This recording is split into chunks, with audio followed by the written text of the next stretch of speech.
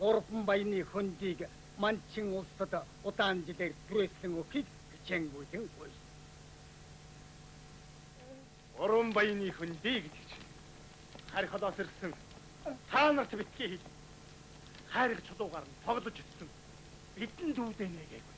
Гал батам болсон хасрын тосны орд өргөө.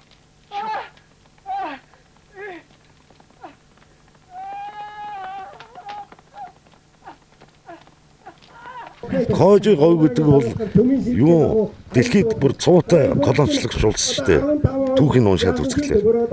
Юу бидний өнөө мань хятад эдрэж ярьдаг. Тэднээс чи хэдэн мянган илүү колоничлох харгандаа бол гарсан улс байхгүй. Ингээд энэ нутгийг дарга нар найлгадаг. Одоо би шудраг юм. Энэ колоничлчуу одоо энэ Францууд нь айлгадаг. Тэгээ айлгана гэдэг чинь юу гэвэл ерөөсөө л одоо бүх юмыг ингээд эдийн засаг одоо бүх төрлийн дарамтаар ингээд өөрсдийн нөлөөнд хийцэн. Одоо наадвал чи ингээд юма хэлийч гэсэн хэлж чадах. Гарч ирээд ингээд уулзаж гэсэн уулзч чадах. Өнөөдөр эх орондоо амьдарч яж энэ харийн хэдэн улгаачаас ингээд айгаад ингээд бүгд өнжил дотроо ивчээд. Эднийг би задцах нөө. Монгол хүний хувьд бол эднийг задцах гэж бүгдээрээ тэр зургатны араас гарч ирээд үр хөвгтийн төлөө тэр өнжил дотроос гарч ирээд үр хөвгтийн төлөө эх орны хувьд тэмцэх хэрэгтэй байна гэдгийг би уриалж байна. Энэ сүрлийг монголчууд яаж давбаа гэж гайхтал нь хүн төрлөختөнд бидний харуулах хэрэгтэй байна.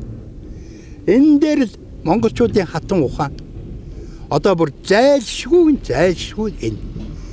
Эсвэл бид нэр хүн төрлөختнийг дагуулах байсан энэ дагуулж хөдөлдөг энэ гайхамшигтай үндэстэн өөрөө мөхөө эсвэл мандан бадарх уу.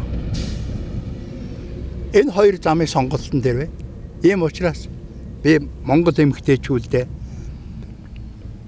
дэлхийг авардаг хүн төрлөختнийг араасаа дагуулдаг чиний насныг чинь хань. Бидний өмг төвшиг Монгол эр хүнийг та нэг жоохон хурцлаад өг. Би одоо 3 зээтэй хүн л дээ.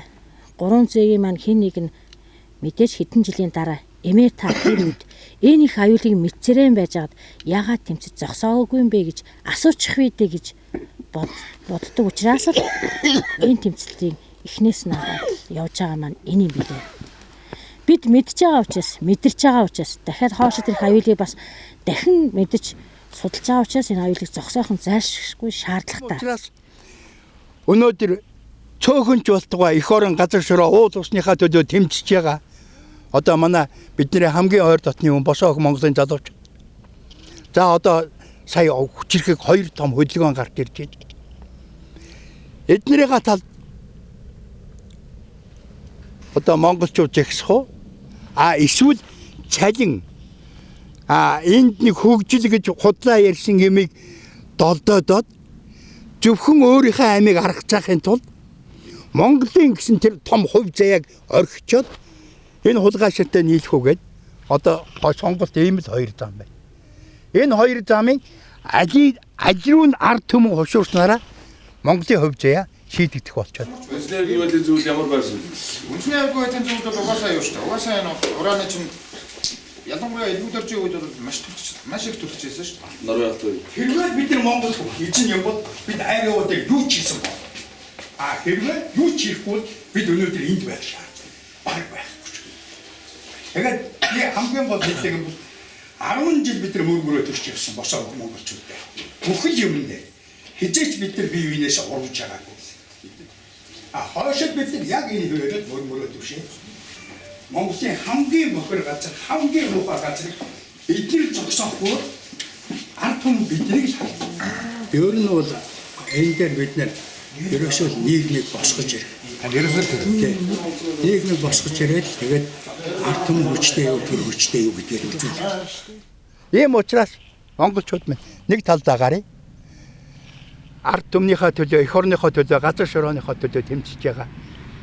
Цөөхөнч болтгоо энэ хэдэн хүмүүсээ хүрээлээд ав. Энийний дараа бол бүх юм асуудалгүй. Зүгээр л алга урвуулна. Манай багш ингэж хэлсэн байлээ. Цаг нь ихээр муу тэрийг тэвний үжүүрээр түлхэж унгана гэж. Яг энэ үйл явдал одоо гахай жил газар хөдлөнд гисэн бол Монголчууд тэгж л ярьдаг бол монголчуудын оюун ухаан тэр үг шингэсэн л байх юм бол гахаж л газар хойлно. Бид эднийг алга уруулахын чинь фүү гэдэг ингээд зайлуул. Ийм учраас монголчуудаа нэг талдаа гарцгаая, нэгдчихээ.